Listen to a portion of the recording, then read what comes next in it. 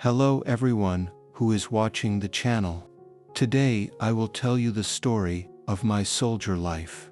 When I was fighting in Hong Ngu district, Thap province, my company continued to receive the mission to attack and occupy the border post area, which was previously Vietnam's but was occupied by Pol Pot troops.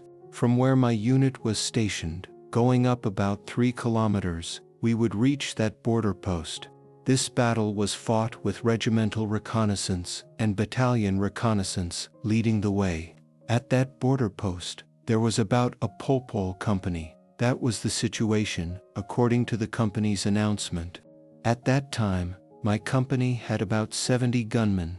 My platoon fought the main attack, that is, attacked the front, while the other 2 platoons fought to defend the flank. I remember that it was around November 1978. Regarding equipment, my platoon was equipped with 1 B-40, 1 B-41, 1 RPD that I used. The rest was personal firepower, including AK submachine guns.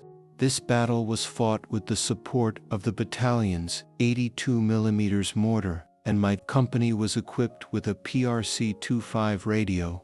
At around 1 a.m., we began marching in a single file. The march from where my unit was stationed to the border post was led by a scout in a circular route, not a shortcut. My platoon was in the lead, with a scout leading the way in front. On the way up to the border post, every 500 meters, we met a scout intercepting us and guiding our march. When we got close to the border post, I saw a scout from the regiment leading the way and pointing out the directions to attack and the enemy's positions. Our entire unit arrived at the place without being discovered and immediately arranged our formation in a single file, hiding and keeping watch, waiting for the battalion's 82mm mortar to fire first. Then our infantrymen would attack later with their personal weapons. That was according to the combat contract with the battalion. At around 4:30 a.m., looking towards Cambodia, it was still dark, but looking towards Vietnam, towards the east, the sun was already rising. Company Commander Phong directed my platoon to go deeper forward, closer to the enemy's fortifications. Our platoon crawled up in a horizontal formation, but to tell you the truth, it was very dark, crawling up in the direction the scouts pointed out, but we couldn't see what was ahead. When we were almost at the enemy's fortifications, the scouts signaled to stop and hide our troops there. It was not until morning that I realized that from our position to the enemy's position, it was about 50 meters. Comrade Phong told the comrade to use the PRC-25 radio to call the battalion and tell them to fire mortar. But after waiting for a while, there was no mortar fire. The feeling of fighting when the gunfire started was different, but the feeling of hiding my troops and waiting for the order to fire was very exciting. My heart was pounding, and my breathing was also faster. Comrade Phong told us that we could only open fire when the mortar had finished firing, and he shouted to charge. At that time, it was already dusk, and we could clearly see people from about 10 or 15 meters away, but we still hadn't seen the battalion's mortar supporting us. Comrade Phong went on the radio to call the battalion for mortar support to fight, but we waited a long time and still didn't see the battalion sending mortar. After that, Comrade Phong told the head of my platoon to wait for mortar support, but if we didn't see any support, we had to fight. If we stayed up here and didn't fight until dawn and the enemy discovered us, there would be no way to retreat, and we could only fight to the death on the spot. Because behind us was a flat field with occasional mounds of earth and rows of palm trees and no cover. So Company Commander Phong decided to attack immediately, not listening to the battalion's orders, very decisively. Then the 2 B-40 and B-41 guns fired the first 2 rounds. Then we used our personal firepower to simultaneously open fire and charge. I held the RPD machine gun and stood up, firing 2 rounds of 3 to 4 rounds each. Then I lay down to observe. Then I stood up again and continued like that, shooting and moving.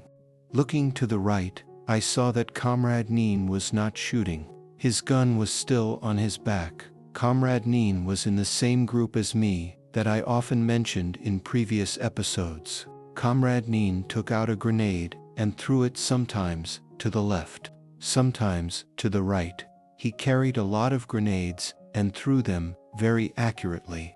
After this battle, we named Comrade Neen Grenade Neen. The enemy's outpost trench was almost all hit by Comrade Nene's grenades. After about 10 minutes, we approached the enemy's outpost trench. Then we jumped into their trench. At that time, I felt safe. Comrade Neen kept moving in the trench, throwing grenades wherever he saw suspicious places, until he used up all the grenades. Then Comrade Neen used the AK. Looking down the trench, we saw 4 or 5 bodies of Pol Pot soldiers.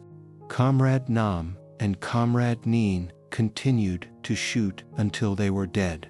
At the same time, the 2 sides that were defending our flanks also opened fire. We abandoned the outpost trench and jumped to the ground, moving along the trenches. Some comrades ran on the ground and moved up, then came across a tunnel, which I suspected was the enemy's command tunnel, with 7 enemy corpses inside. We quickly attacked, surprising the enemy. Some Pol Pot soldiers escaped and ran into the field. I will tell you about the feeling of shooting the RPD. That day was the most enjoyable shooting feeling. I placed the RPD on the termite mound and watched the enemy run 30 meters to 50 meters away from me, just firing 34 rounds at a time. After firing, I saw Pol Pot lying down. The other soldiers used personal firepower to shoot into the field. That day, I killed about 5 Pol Pot soldiers running into the field. Only a few were able to escape. After we captured that border post, we went to collect the enemy's weapons and military equipment. That day, the enemy lost a total of about 40 men, some of whom were very young, around 14 or 15 years old. Some of them escaped and captured 30 guns, including an 82mm mortar, a DK gun, and a 12.7mm gun. After we captured that border post, we stayed there. None of our soldiers were killed, only 4 comrades were slightly injured. We collected our weapons and gathered some of them. Then the battalion sent a transport unit to bring them back to the rear.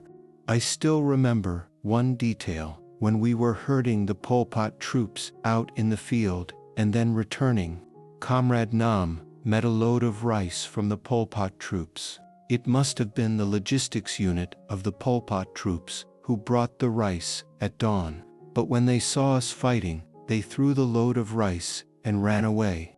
They wove palm leaves into a basket. Inside were white rice and fried fish. We were hungry at the time, so we took that rice for breakfast. Each person had a basket and ate deliciously. Entering the war, I felt the excitement of my comrades, killing Pol Pot, capturing guns, and eating Pol Pot rice. That was an unforgettable memory in my soldier life. Now I would like to send my warm greetings and best wishes to all of you.